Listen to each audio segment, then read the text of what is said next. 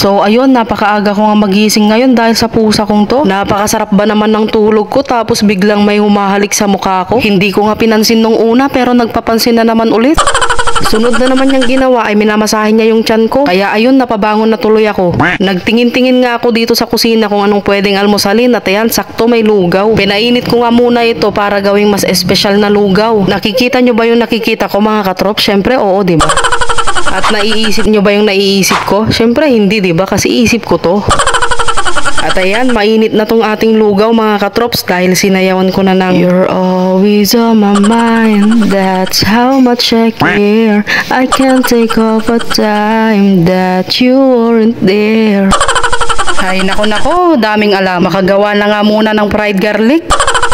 Ayan, okay na. Itatoppings natin ito mamaya sa lugaw. Tsaka mas masarap din kasi talaga kapag ka may fried garlic. Pero itong aking malabs, hindi naglalagay ng fried garlic sa lugaw niya. Ewan ko ba? Pero kapag ka siomay yung kinakain niya, mas gusto naman niya na may fried garlic. Abay, ewan ko sa kanya, hindi siya maawatan.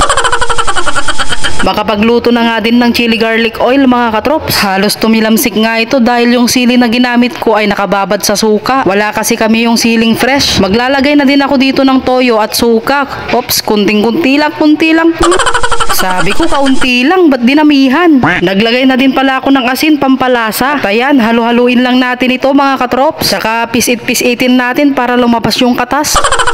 Maglalagay pa sana ako dito ng MSG kaso wala. Tsaka tinatamad na din akong pumunta sa store para bumili. At ayan, okay na tong chili garlic oil natin mga katrops. Agad na nga rin akong sumandok ng lugaw at kinuha ko na rin yung kalahating itlog na nilaga. Meron nga din pala akong nabiling Shanghai sa labas, hindi sa loob ah. At syempre, meron din akong KFC dito. Kantong fried chicken ba? At ayan, nilagay na din natin yung fried garlic. At syempre, para maging all goods, lalagyan na natin yung chili garlic oil na ginawa natin. Ay hindi pala, mali. Ako lang pala yung gumawa ng chili garlic oil.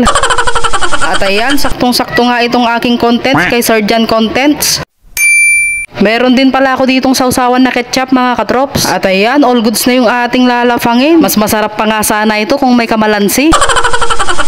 At tignan nyo naman yan, naging mas espesyal yung ating lugaw dahil sa nilagay nating mga toppings. At ayan, tara, kain tayo. Unang subo na first bite para sa inyo mga katrop. Syempre, ihipan ko muna ito para hindi ako masisinit.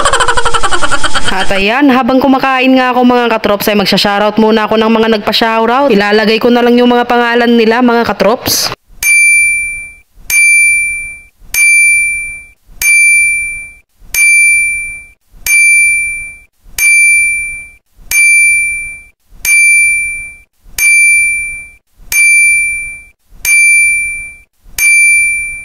So, ayun, shoutout sa inyo mga katrops. Salamat sa laging pagsuporta. Sa mga katrops natin dyan na gustong magpa-shoutout, mag-comment lang kayo sa aking latest vlog. At kung umabot ka nga sa video na to, pa-comment naman dyan sa baba kung taga saan ka para malaman ko kung saan nakarating tong aking video. At sa mga katrops natin dyan na laging nagla-like and share ng aking mga video, maraming salamat na thank you. Hindi po ako magsasawang magpasalamat sa inyo mga katrops. Sa mga hindi po nakakaalam, nag-upload po ako ng video sa Facebook page, YouTube at TikTok. I-search nyo lang po, Vimar Vlog. So, ayun, pasupport po mga katrops. Maraming salamat na thank you. At ayan, tapos na nga akong kumain. Kaya hanggang dito na lang mga katrops. Salamat sa panonood. Bye-bye!